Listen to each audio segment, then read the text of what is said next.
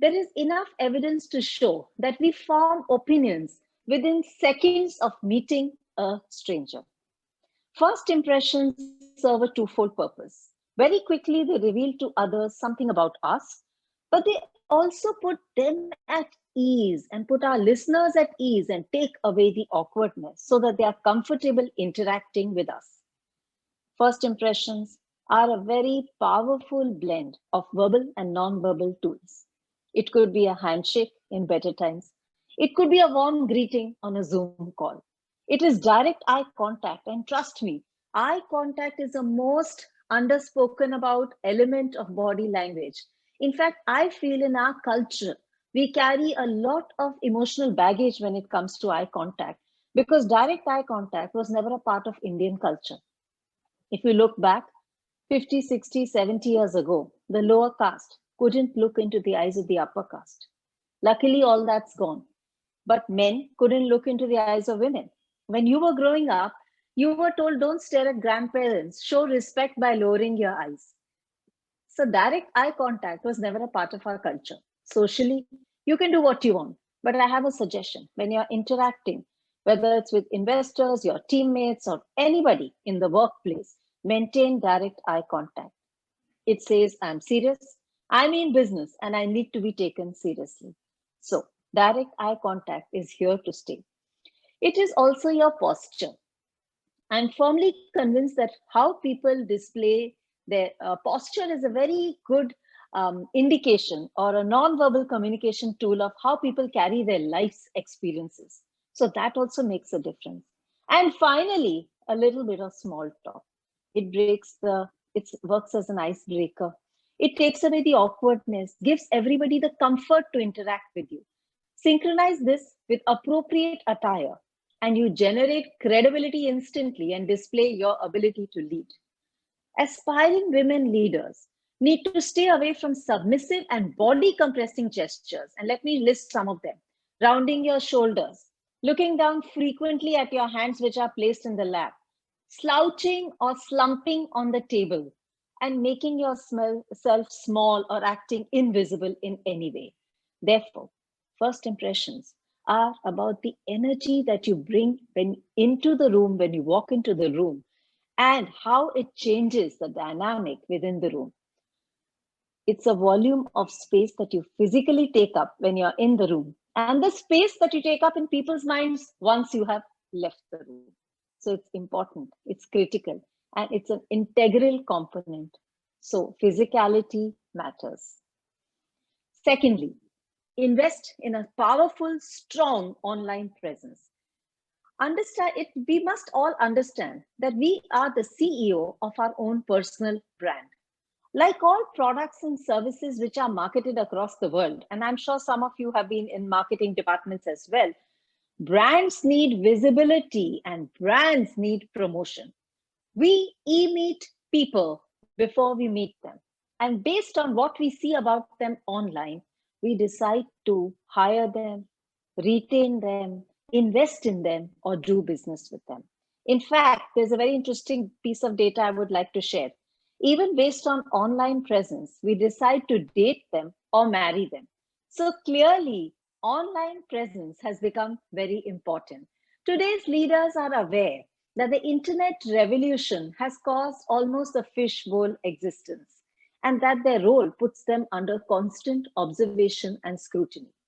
Called thin slicing by psychologists, it's a phenomena where we form impressions of people based on condensed sections of information that we see about them online. And that information is what people use to judge your capability, your personality, and even your opinion on religious and political matters. So, ladies, understand that online presence is important. Put your name into Google and see what shows up. This is what your business associates and investors and team members across the world are using to form an opinion of you. Curate your online presence. Don't leave it to chance. Showcase your achievements, highlight your professional engagements, display your team members to drive credibility. Also, my simple request to you is that understand that there have to be opaque walls between your professional presence and your personal presence. Professional sites are LinkedIn and Twitter. Somehow they have emerged as professional sites. On the other hand, personal sites are Facebook and Instagram. Understand the privacy settings.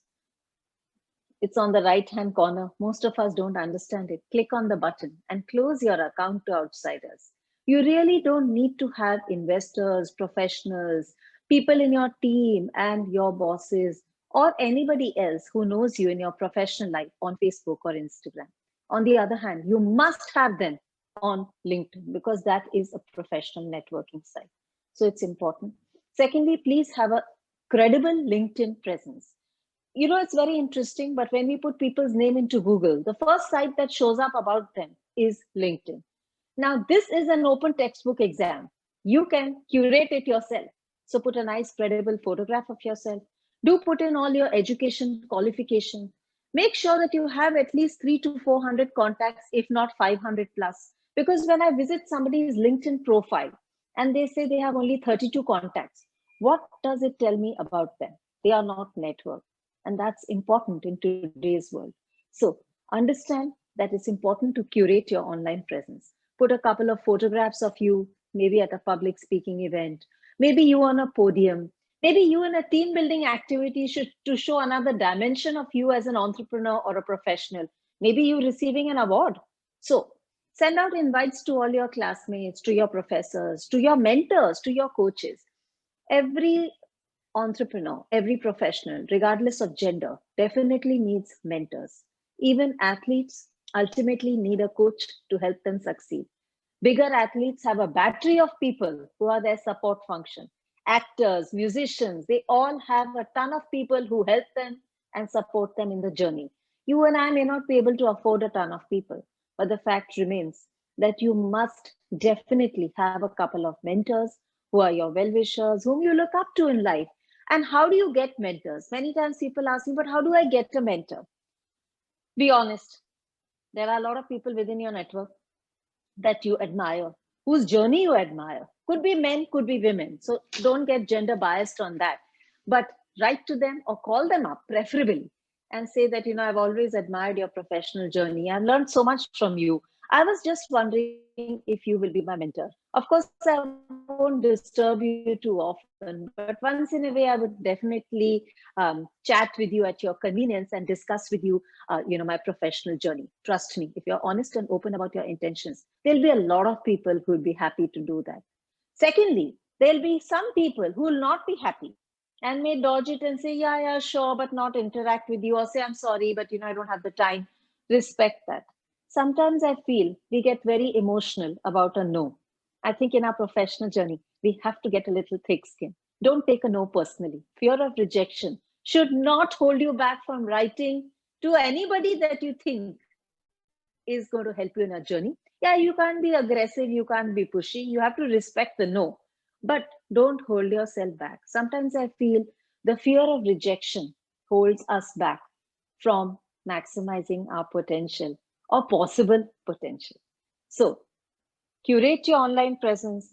Make sure that you don't have too many personal photographs which are on display. You can do what you want in your personal life. You can dance, you can drink, you can have a ton of fun with your classmates or family. But those photographs should only be available to your inner coterie of people. It should not be easily available on the internet.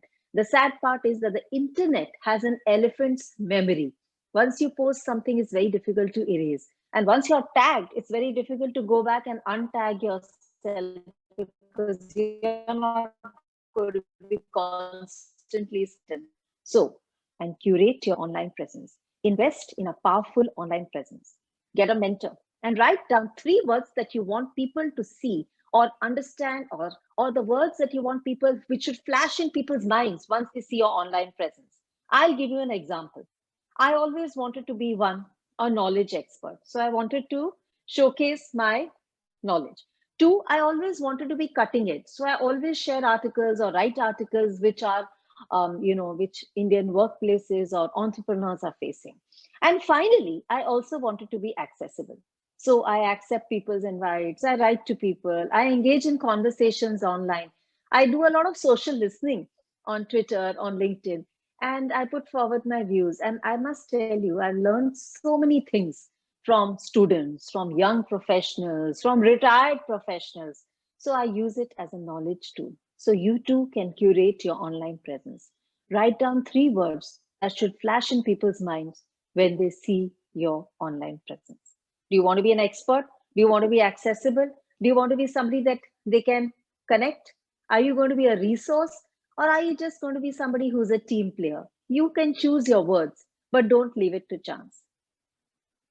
Thirdly, inspire trust. For leaders to inspire trust, they have to lead meaningful conversations and strike the right balance between talking and listening while remaining consistent in their stated values. Interestingly, listening builds trust too. In a survey done of 50 nations, as a nation, we were ranked 49. Clearly shows that Indians don't listen. Not only do we not listen, but we are constantly thinking of what we are going to say next. But I do believe that leadership styles have changed. Today's leadership style is much more collaborative. Best of ideas can come from the junior most of people. So develop your listening skill, become an effective listener. It's going to help you a lot in your journey and also inspire confidence. Let's be honest. When people listen to us, we know they care, or at least they are engaged and giving us their 100% attention. I always tell people the best compliment you can pay somebody is by lending them your ears. And listening is very different from hearing. Hearing is a physical act, but listening, of course, you have to involve your brain. Now, I'm going to even tell you one more thing. Not only is effective listening important, but what is even more important is what we call as active listening.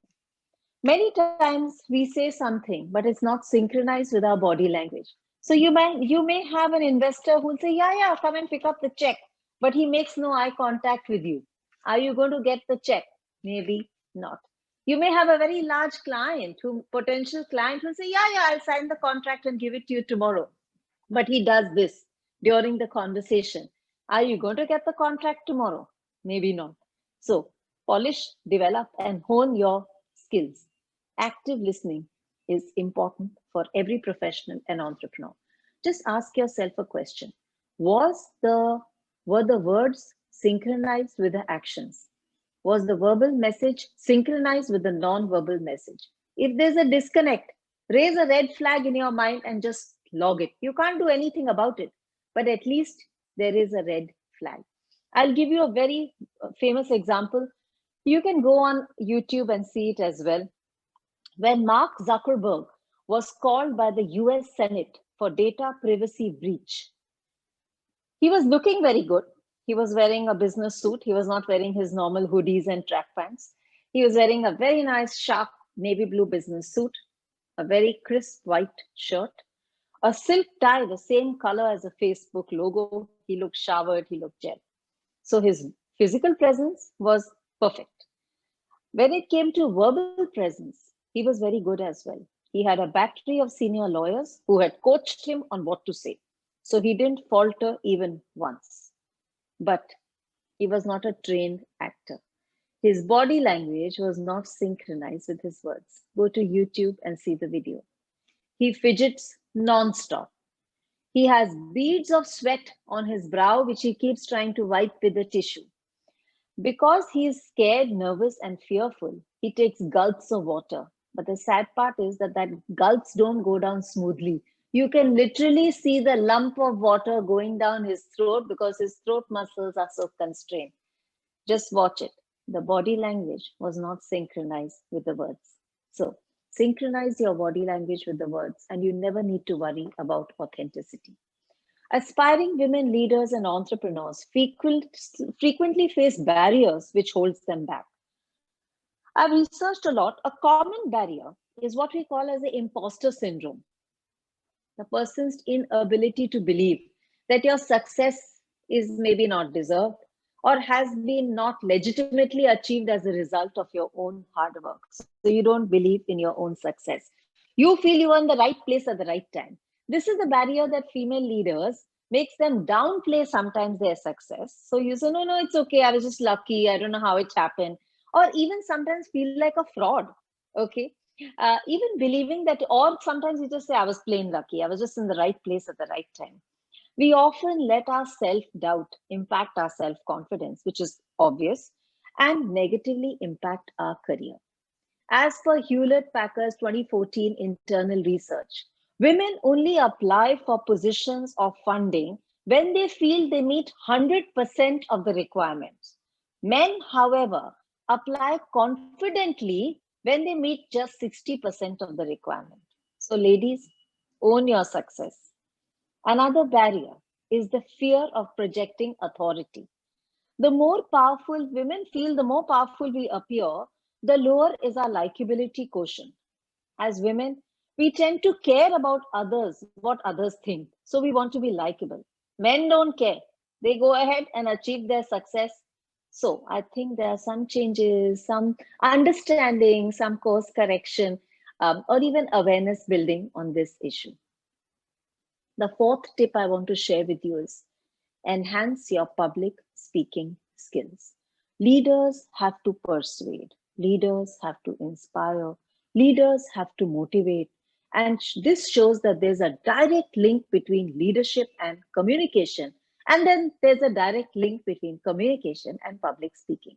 For the last 10,000 years, leadership is about communicating effectively to an audience. One of the biggest myths that that I've faced in the last 2 decades of being a coach is that extroverts are naturally gifted and they are good at public speaking. Not true at all. In fact, I feel introverts are very good at public speaking because they are more analytical, they are more observant, they work harder, whereas extroverts only depend on charisma. So they feel they can wing it. On the other hand, introverts work much harder and make very good, effective listeners. So, even when it comes to networking, introverts are better at networking than extroverts. While extroverts can open a door, but they can't really follow up or sustain or build a relationship. On the other hand, introverts move slower but work better and are more sure footed in their success. So, if you think you're an introvert, change the dial, change the mindset, you actually have an advantage. Let's chat a little bit about the voice. Interestingly, never in the history of the corporate world is the importance of audio been so important as it has been in the last 1 year. The role of audio is also changing. Vocally, women leadership can definitely convey more authority by modulating your voice more and speaking with deeper resonance. But voice is something that we are born with. When you think of voices, an average Indian will come up with 5, 6 famous voices. We all love the voice of Amitabh Bachchan, naturally gifted, deep voice. That's why whether he's selling us Lal Dantmanjan or cement or anything, we are happy to buy it from him. We are very happy with the voice of Narendra Modi. We are happy with the voice of Lata Mangeshkar. We are in love with the voice of Shreya Ghoshal. So there are men and women that we enjoy and we love the voice. You may not be so gifted. None of us are gifted. But the fact is that you can definitely create a lot of verbal impact. Verbally, convey your authority by first of all weeding out filler words.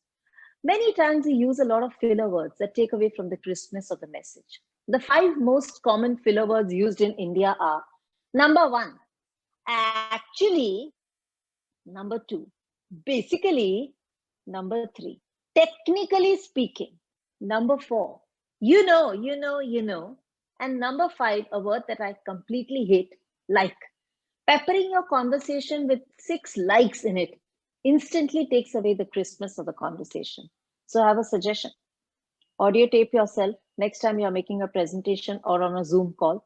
Keep a second device handy and tape yourself. You'll be shocked.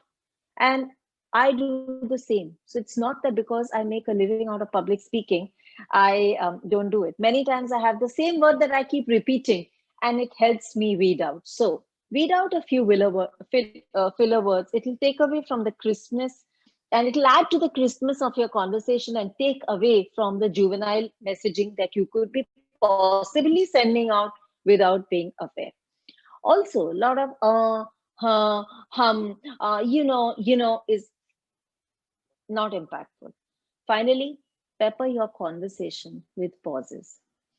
I've studied a lot, and I do believe that Indians speak English very fast. By default, English has emerged as the language of communication and business language. I've researched and figured out, and you're most welcome to add to it. Number one reason is that Indian languages are spoken fast. So if you look at Marathi, Punjabi, Tamil, Malayalam, Telugu, we are speaking at breakneck speed and we transfer the same speed to English. English is a very cool, calm, composed language. When in doubt, switch on BBC. They are never in a hurry to communicate anything. Secondly, of course, I do blame our academic system. In our schooling system, we speak very fast. If you remember your school life, when your teacher made eye contact with you, you automatically stood up like a jack in the box and started answering. You didn't have the luxury of getting up peacefully, looking around and saying, personally, I think. By then, the teacher had lost patience and said, next. So you had learned that the minute somebody looks at you, you instantly answer. Thirdly, of course, I think our news readers are to blame without taking any name. Some of our star news readers and news reporters and media moguls communicate at 400 words a minute. They are hyperventilating, they are sweating, they are speaking so loudly. Sometimes I really hope for their sake that there's an ambulance parked outside the studio because they can go into an instant cardiac arrest with that level of interaction and hyperventilation. So we have wrong role models. Pepper your conversation with pauses. When you pepper your conversation with pauses, it allows people to think about what you have spoken. It also provides a pause in everybody's conversation, which means that others can interject. It also makes you look much more intelligent than you actually are because it looks like you have thought about something before speaking. So it has multiple benefits. I call it the power of the pause. Some of you who have interacted with Japanese would have seen how Japanese use it as a very powerful negotiation tool. They will just pause for 30 seconds and most people start sweating and start wondering, where have we gone wrong? Many times people have confessed, they said we have dropped the price because we thought it's not going well, but they use it as a negotiation tool. You don't need to go that far, but definitely use the power of the pause. It allows people to think about what you are saying. During the pandemic, another aspect of online presence which has gained importance is your virtual presence. The screen has ensured that the business world has become a level playing field. Now, by punching just 10 or 12 digits into a computer, you can speak to anybody from San Francisco to Shanghai within few seconds. So the world has become a level playing field. Now you can get business in any part of the world. Good news, ladies, is that you could get talent, you could get investment, you could get joint ventures, ideas, seed capital, technology, research, innovation from any part of the world because the world has become a level playing field. So the biggest benefit of COVID has been that now everybody is accessible and available and open to interacting on a screen. In fact, when I launched my book in July last year, it was during the pandemic. And I was so shocked that I got so much business to coach people from different parts of the world. Also, I interacted with 82 media and consultants and coaches who spoke to me, who connected with me, who interviewed me. We had podcast sessions, something that I don't think was possible in 2019. So, in the comfort of your home, it has created wonderful opportunities. So don't feel embarrassed. Write to anybody, fix a call, get onto the screen, look good on a screen, and make sure that you present the best version of yourself because now people are going to decide based on how you appear on the screen.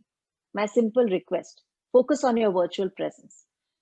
I'm not going to take names, but some of you still are appearing not at your best on a screen.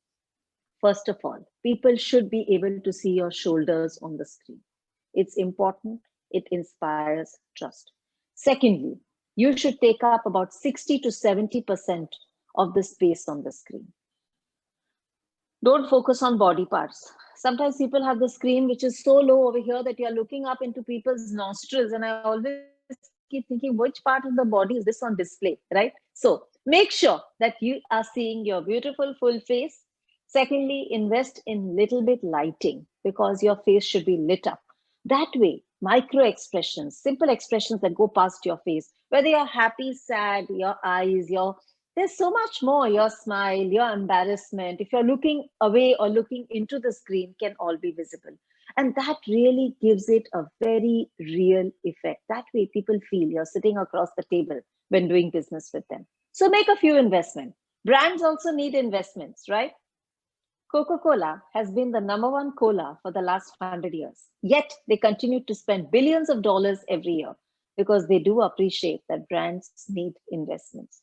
So whether it's on R&D or on marketing or sales or sponsorships, they are improving their visibility and making investments.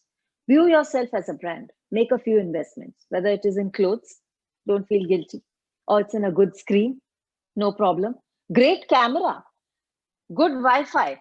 Before the pandemic, I had invested in a superb camera and very high quality Wi-Fi in my office because I felt that was where I did all my coaching and my trainings and interactions and video chats. In my home, I had no proper screen or camera or Wi-Fi. In the first 2 months of the pandemic, people were seeing a very granular image of me, could barely hear me. It would keep getting cut off. Finally, I had to make the investment. So ladies, if you're going to do a ton of business from home, first of all, get a nice blank wall. Make sure you look good on the screen. Get a nice lighting. Invest in a good laptop with a very high resolution camera and a pair of good headphones. You owe it, you deserve it, and you should invest in it. Also, what else has happened is that we have had to align our visual, verbal, and vocal messaging in an online world. So how we look, how we speak, how we communicate, whether it is eye contact or speaking a bit louder or speaking a bit slower has become important. So communication challenges which you've had to work with, live with, increasing focus on the frame, using more words because now we have to compensate for the lack of physicality, right? Let's say you got promoted. Your boss could just pat you on the back and say, superb job done, if you were in a face-to-face world. You could feel the pat, you could see the smile, you could hear the pride in his voice, and that made you feel good. However, on a screen, you can't feel the pat. So he has to use many more words. He has to say things like, Nikita, congratulations, really feel proud of what you have achieved. Now, if the same thing was on a phone call, you can't see him, you can only hear him. So he has to use his voice to communicate emotion. So he has to increase the number of words. Now he has to say, hi, Nikita, how are you? Heard the good news. Congratulations. You've done so well. You really deserve your success. Now, if you transfer the same thing to an email, you can't see him. You can't hear him. So he has to compensate for the lack of those signals by using many more words. So he has to write, dear Nikita, congratulations. Got the good news that you have moved to the next role. Your success is truly deserved. You have worked very hard. Wishing you all the best in your future endeavors. Warm regards. Can you see the number of words? So on a screen, you have to compensate for the lack of physicality. So at times, you will have to speak louder. You'll have to use more words. You must spend more time and you must make that investment in technology. So these are the few ways that online presence has been impacted. My final message to you is improve your visibility. Every interaction matters. Grabbing a coffee, quick chat at the water cooler, casual conversation at the team drinks or a Zoom call, longer interaction at a networking event, whatever the situation may be, every interaction is an opportunity for you to display your executive presence. Research with senior women leaders and successful women entrepreneurs has consistently shown that the top criteria for promotion or getting funding has been visibility, both within the organization and in the outside world. The human brain is naturally attracted to people and things which are interesting, engaging, intriguing. On the other hand, Our everyday interaction has zero brain jump. It's dull, it's boring, it's lifeless. So every interaction that you have, at least let there be a brain jump. Meaningful conversations, good vocal, visual, verbal. Displaying curiosity about people with good listening skills helps you grow and maintain your network. In fact, I always tell people networks matter. What is the net worth of your network? Networking is like banking, and networking is also like farming. In farming, first you make an investment, then you wait, but you still water it, take care of it, promote it, and then you see the fruit many months, maybe years later. Similarly, networks need to be maintained. Networking is also like banking, where you first need to make a deposit before you make a withdrawal. So if you want somebody to help you, what have you done to help them? Build up a credit balance. Most people want to withdraw, but banks don't allow that. They'll collapse. So first you need to make a deposit. You need to build a credit balance before you can withdraw. Similarly, when it comes to your network or people that you want to interact with, see what is it that they are looking at. How can you help them? They may need a hospital bed. They may need a school admission. They may need a good garage. They may need somebody to just talk to. So be there for people. Put back into the system before you actually withdraw. Internally, you can volunteer, you can interact. Externally, of course, take up speaking engagements, platforms, publish a white paper, write an article, maintain a blog, improve your visibility in the right circles, because I'm firmly convinced that visibility leads to more opportunity. In fact, at a personal level, I would say, sensing the importance of grooming future women leaders in executive presence, I started an NGO called Catalyst, where we've impacted the lives of over 1,500 young women engineers from low income background. We have a 600-hour proprietary curriculum, and we have capable mentors, one per young lady. And our entire aim was to bridge the gender gap and enhance the executive presence. And I'm very happy to share that our young ladies have increased the family income by 4 to 5 times. So I do believe women in tech, women in STEM, and girls who code. Currently, we have about 700 girls in our program across 4 centers. So, in short, I would like to end by saying women boost innovation. We are excellent at connecting one on one. We lead with warmth and empathy, something that has been shown during the pandemic, that all countries that were led by women leaders have way outperformed those that were led by men. Companies that have more women on their boards increase profit.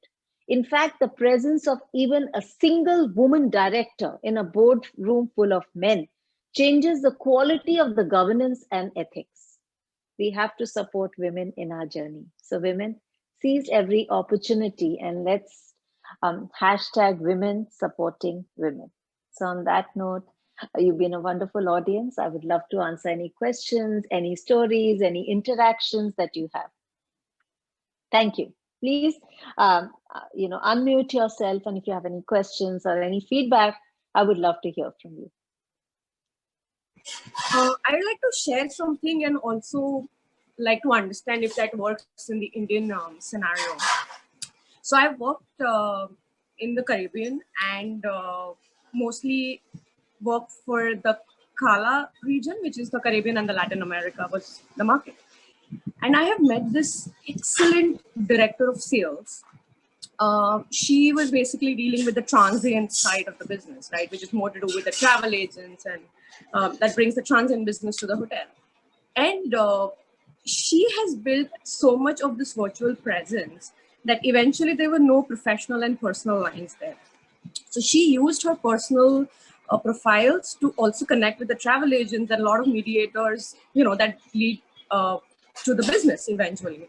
And she, like in the personal interaction, she shared that it took her 5 years to build that profile. And she is like, I have witnessed this amazing record-breaking year of 2018, the business that we did. And she said 50% of that comes from that connection. So every time she goes on a personal travel, she would start sharing, posting stories, and also connect with her business, associates. And that makes me wonder if we start doing that in India. I'm not sure how possible it is. See, I'll be honest with you. She is in a business where there, if you're in the travel business and you travel and you share photographs, it is very exciting for people because you look well traveled, you have original content to share. So, if any of you are looking to build a travel portal, the best thing for you to do would be to travel, to curate, speak to hotel managers and give your views on it. So, she has synchronized her personal and professional life.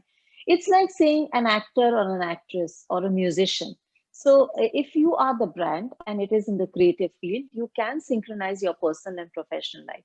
But if you're selling a product or a service, or if you're an entrepreneur in a more in another sphere, which is a more formal domain, like a fintech or an edutech, then maybe you can't do that. So understand and appreciate that what is the formality of your business and how do you gain credibility, right? Because and also many times, see if you see celebrities, they just endorse a brand whether they like it or not because they are paid to do it, right? So if you see all these wonderful photographs of Maldives in the last 3 months, it's because the Maldivian government paid them to be there to drive tourism, right?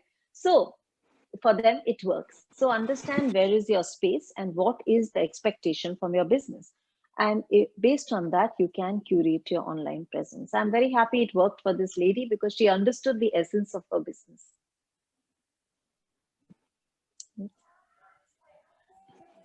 Anyone else has any question? Hello, ma'am. Yes, ma'am.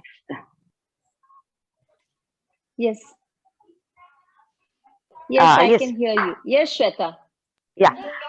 No, ma'am. I do not know whether this is the right place to ask, but I would just like you to just throw a light upon how do, as women, we should not feel guilty about leaving the family behind and going ahead, or kids being small and just being left and then move ahead, or Yeah. most of the times it stops women from performing the best.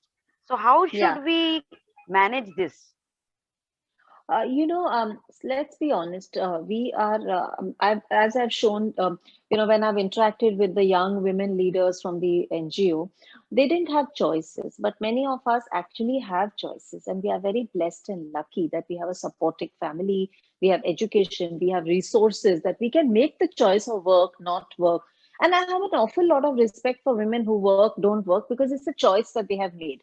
Now, yes, guilt factor is not just our culture, it's across the world.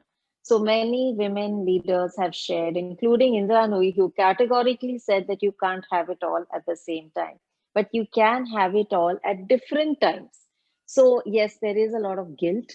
Society also has expectations, and then there's a biological need as well. Children, babies, the minute they are sick, they really call out the dad's name, they do call out the mom's name.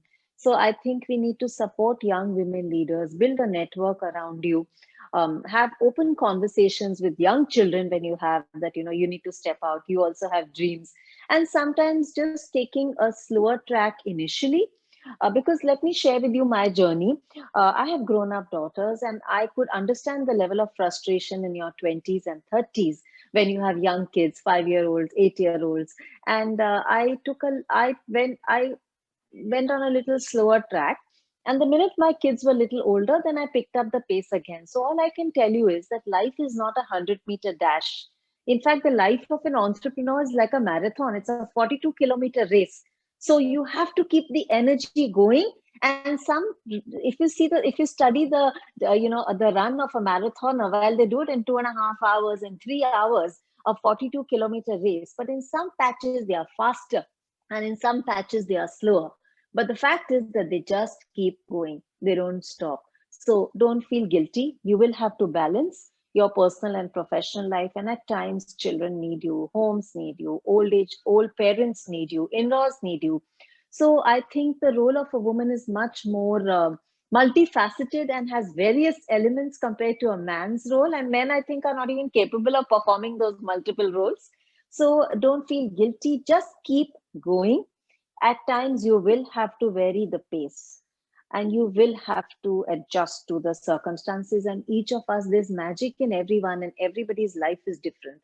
So don't compare your life to other friends who could have started on the same journey and are much ahead. Don't make comparisons, whether it is physical, body shape, weight, achievements. Keep your journey going, but just keep going. Don't stop, don't sit down. Just keep varying the pace as per your, and build up a support network. I think that helps. Thank you, ma'am. We'll just take one last question. Yes. Ma'am, I just wanted to Ma'am. ask how does this executive journey starts? Like, what work experience leads us to make a mark on the on our selection as a director for the company? See, while it's very glamorous to be a company's director, but you must understand that in today's governance standards, first of all, there are several legal implications as well. So I always tell people, please study what are the roles and responsibilities, even if you're of an independent director. Secondly, you must project yourself as somebody who brings some value add to the table. In fact, we are lucky today that the company's law insists that we have to have one woman leader, one woman board director. But before you do that, get onto the board of a smaller company. In fact, sometimes I've advised women get onto the board, the advisory board of an NGO or a school or a trust where you don't charge money. You are an independent voice. You sit there, you learn the tricks of the trade, and you understand what is the contribution. So bring some value. Don't fuss about the fact that it's not a high profile company. Do it for free initially if you have to understand what does the role involve, because you're learning on the job. And then see if it is for you. Honestly, it sounds glamorous, but it's not for everybody, because there are a lot of difficult conversations you have to have. You have to understand many aspects, and you have to have a voice. So understand if it is for you. Yeah.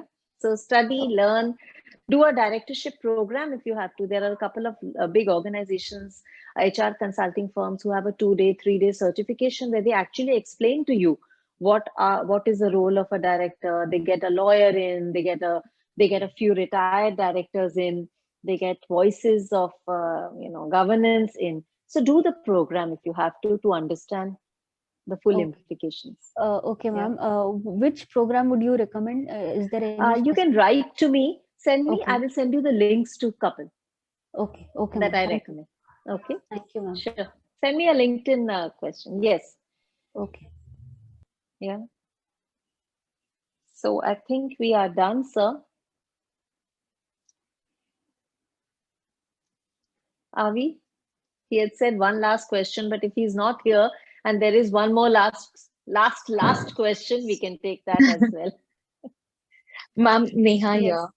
Yes, I Neha. just wanted to ask that I am a very introvert person. I've always been like that, with very few friends, hardly on Instagram or Facebook. So for me, now that I've decided to have this journey of entrepreneurship, for me to develop contacts, and I'm just confused. How do I do that? How do I go with that? Making small talk for me is very difficult. So how You should don't I, have to, my any friend. suggestions? It's not, yeah, you don't have to start. You just take baby steps. So connect with a few people. What are you comfortable? I have noticed introverts are more comfortable with one-on-one conversations. If you're not comfortable with video, start with email exchange, move to phone call. That way you will be much more, you will take baby steps and polish the skill before you actually have a 500 people network. So don't be your worst critic. Take baby steps and pat yourself on the back every time you achieve success.